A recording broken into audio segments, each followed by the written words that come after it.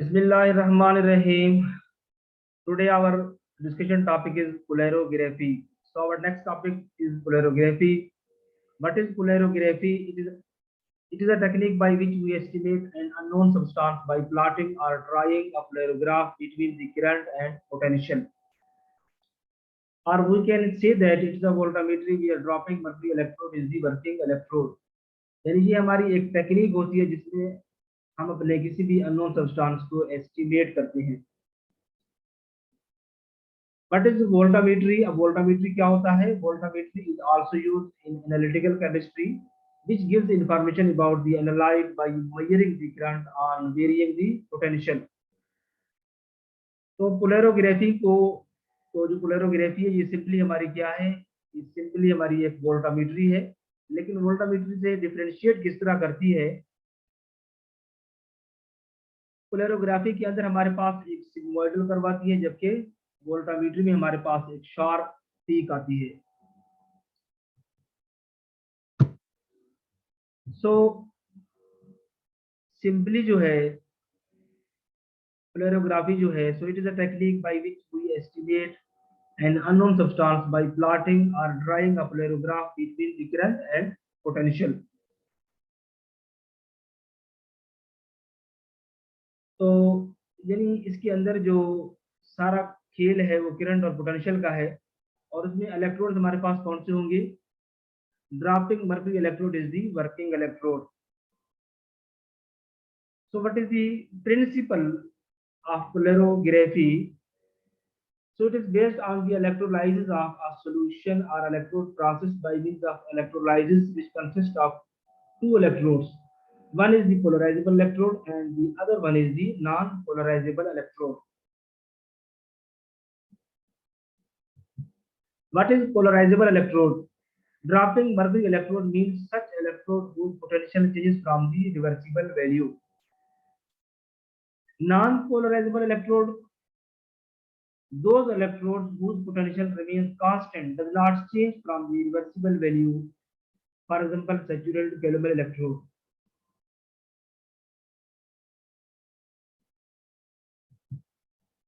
अब हमारी जो मर्करी है, यहाँ पे मर्करी एज इलेक्ट्रोड काम कर रही है यहाँ पे, और इसको हम क्या कहते हैं? Dropping mercury electrode.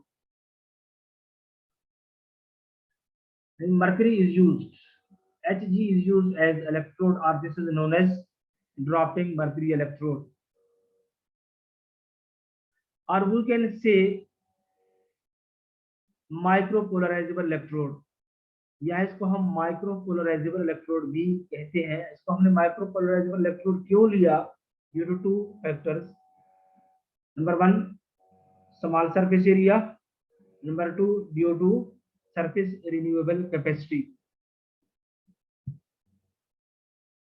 यानी सरफेस जो है हमारा वो सेम नहीं रहता, सरफेस हमारा चेंज होता रहता है, क्योंकि ड्रॉपिंग मर्क्यूरी इलेक्ट्रोड है. मर्क्यूरी ऊपर से हम ड्रॉप वाइज ड्रॉप करते जा रहे हैं. तो पहले हमारा एक ड्रॉप गिरा, दैट इज द सरफेस. उसके बाद ये कंटामिनेट हो गया, दूसरा मर्क्यूरी आया, दूसरा सरफेस मिल गया. तो इस तरह से इसका सरफेस रिन्यूएबल कैपेसिटी होती है. अब हमारी जो पोलैरोग्राफी है, इसके अंदर हम दो तरह के इलेक्ट्रोलाइट्स इस्तेमाल करते हैं. In polarography we use two types of electrodes, two types of electrolytes. Two types of electrolytes are used. कौन कौन से? एक हमारा होता है रेफरेंस इलेक्ट्रोलाइट, एंड सेकंड होता है इलेक्ट्रोएक्टिव स्पीशीज. रेफरेंस इलेक्ट्रोलाइट क्या होगा? यहाँ हम KCl को लेकर चलेंगे as a reference electrolyte. KCl is taken as the reference electrolyte. Second one is electroactive species.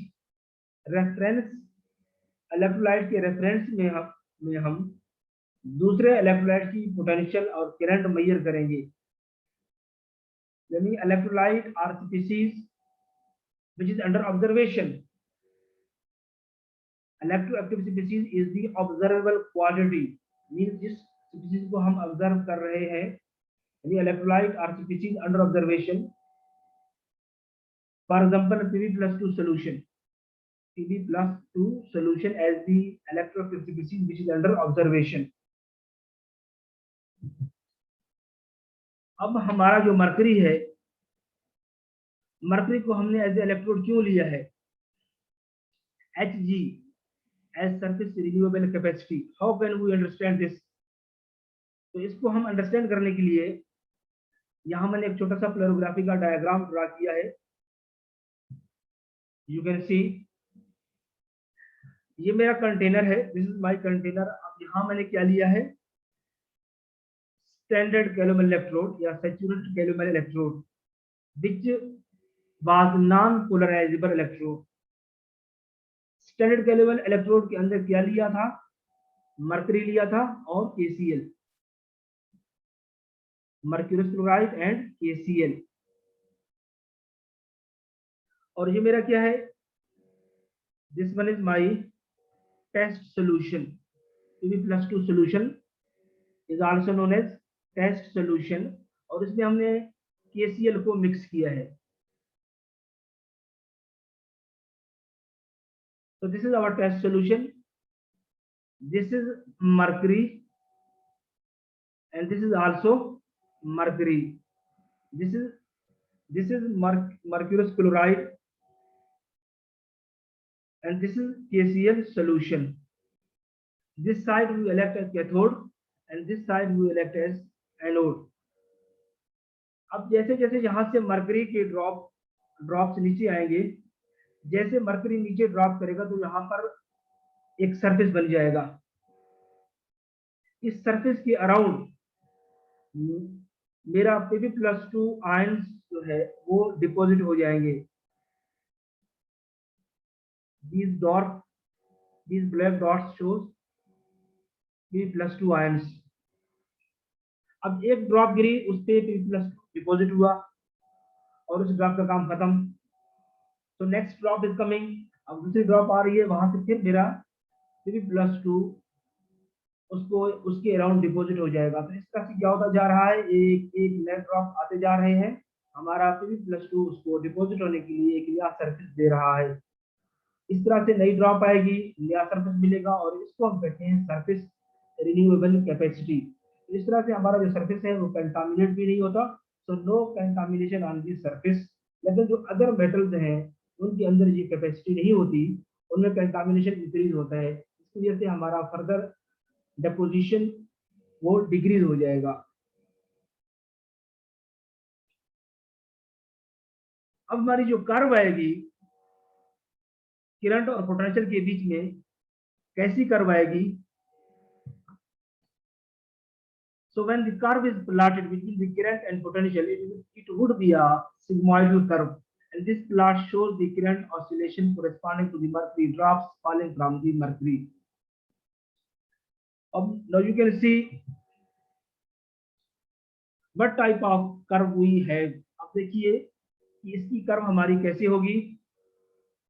You can see the diagram of polarograph.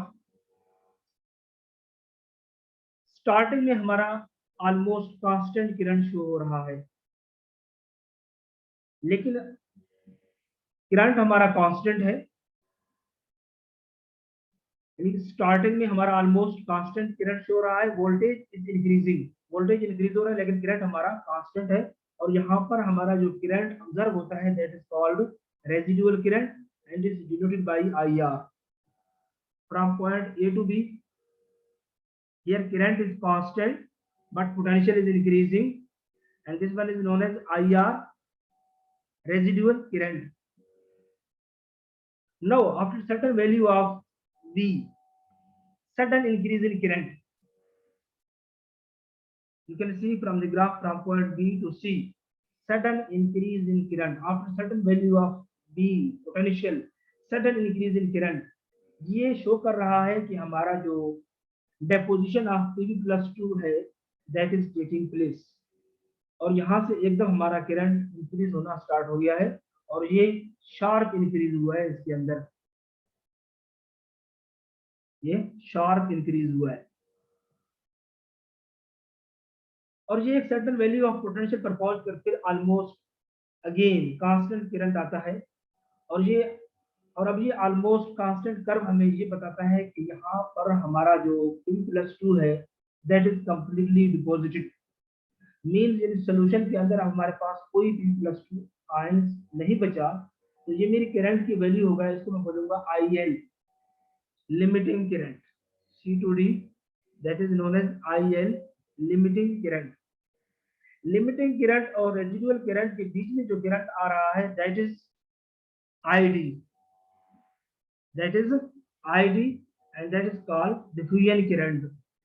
So IL is equal to IR plus ID.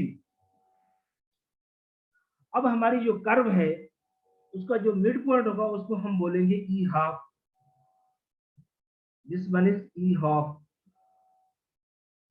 और ये E half मेरा क्या होता है, what is E half, this is the voltage eight which deposition occurs. E half को हम ये मानकर चलेंगे कि ये हमारा वो पॉइंट है जिस पर हमारा Pb+2 आयन जो है उसकी डिपोजिशन अकर करता है, मींस जहां पर deposition is occurring for different atom E half is different, for different atom E half is different.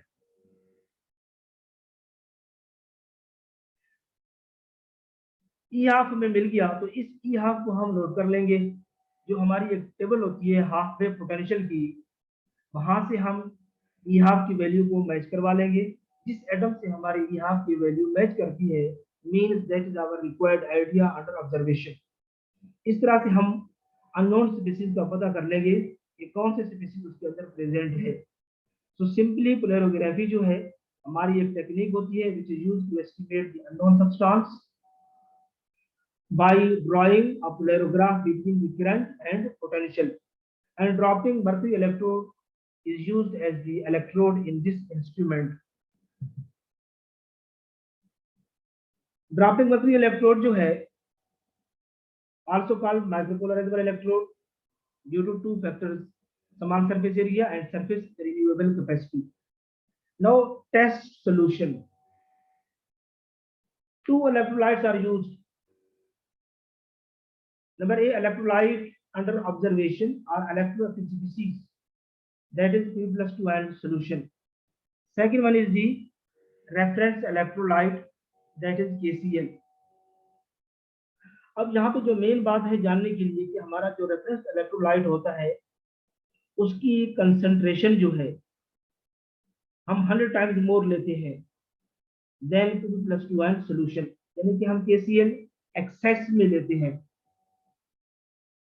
KCl solution concentration 100 times more than P+2 solution. In KCl solution concentration 100 times more than P+2 solution. अब यहाँ पर जो हमारा diffusion process है उसका बहुत बड़ा role है। Diffusion process has an important role in this process. जो हमारा P+2 है वो हमारा बल्क से कहाँ जा रहा है, इलेक्ट्रोड सरफेस की तरफ।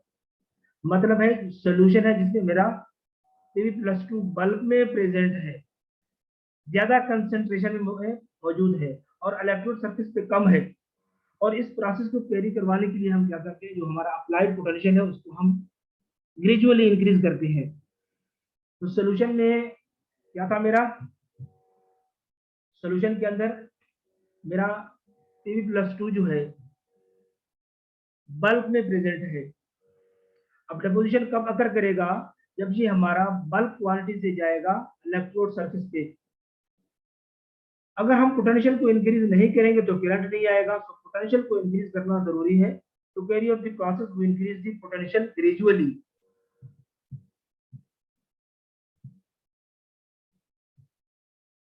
तो ऑब्जर्वेशन में क्या क्या हमने ऑब्जर्व किया, you can see the graph. Initially I is almost constant from point A to B, फिर क्या हुआ, sharp increase, then sharp increase from B to C, then almost constant current from C to D.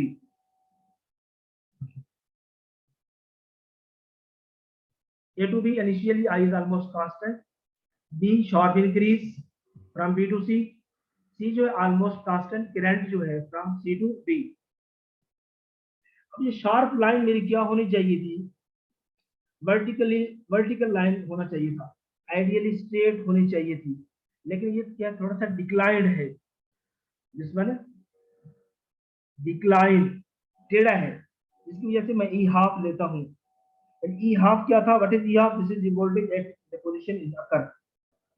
लेकिन अगर हमारे solution में एक से ज्यादा आयन मौजूद हो तो उनको कैसे कैलकुलेट करेंगे, उनको कैसे कैलकुलेट करेंगे, if solution contains more than one element present we need to do different experiment. तो क्या हमें डिफरेंट एक्सपेरिमेंट करने पड़ेंगे? No.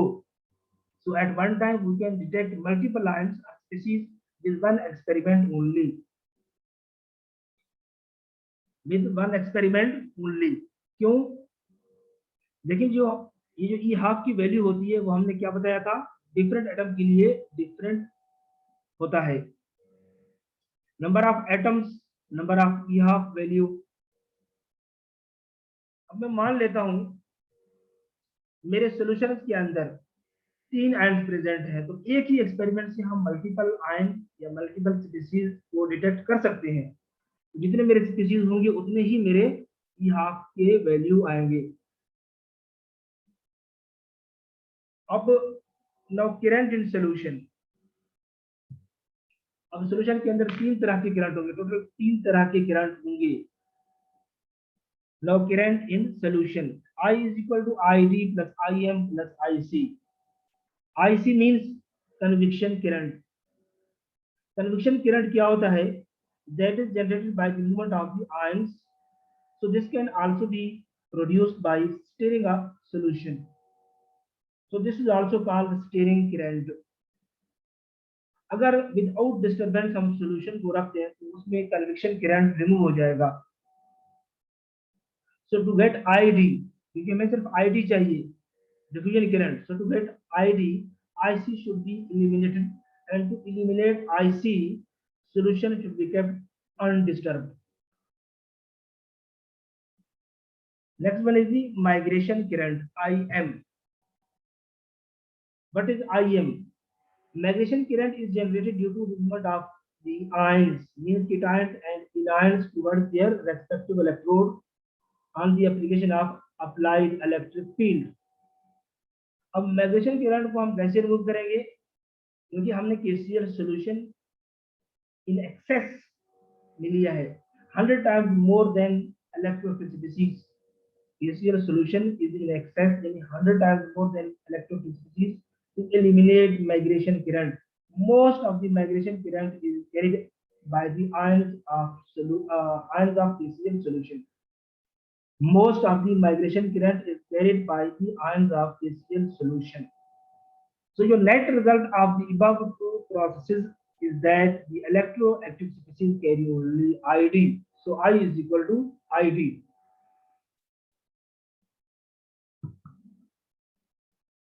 Now you can see where C is the C naught. This is the P plus 2 ions in this solution. This is the P plus 2 ions in this solution, C naught। This is the P plus 2 ions in this solution, C, this is the P plus 2 ions deposited on the surface of mercury drop। So I directly proportional to C naught minus C। Proportionality sign को हमने खत्म किया, I is equal to K into C naught minus C। So I is equal to ID, I is equal to ID, so ID is equal to K into C naught minus C। When I is equal to ID, then C is equal to 0। ID is equal to Kc naught, and this is the value of the diffusion current। K is equal to D into N into A into F divided by delta, where D is diffusion coefficient, N is the number of electrons required to deposit 1 mole of electroactive species, A is surface area, F is Faraday, delta is the distance of diffusion। अब हम मान लेते हैं कि हमें different concentration दी गई है, तो कंसंट्रेशन और डिफ्यूजन करंट के बीच में क्या रिलेशन होगा? What is the relation between the current and diffusion current? So what is the relation between concentration and diffusion current? At C1 naught, ID1 is equal to Kc1 naught. At C2 naught, ID2 is equal to Kc2 naught. So ID1 divided by ID2 is equal to C1 naught divided by C2 naught. This is very important relation. So in polarography, applied potential is applied in the form of voltage, and due to that voltage, a light will be diffused. Due to the presence of that voltage, current flow takes place, and that current flow will be measured in polarography, and that current is known as diffusion current, ID. Now, what are the applications of this polarography? Used for qualitative and quantitative analysis of the electroactive substance, elements, or functional group. Electroactive mean electro-reducible or electro-oxidizable substance, element, or group. Drugs analyzed by this technique, including chloramphenicol, nifedipine, amlodipine, vitamin K and its derivatives, phytosteroids, iso and diazo compounds. So all this is about polarography. In next lecture, we will discuss non-aqueous titration.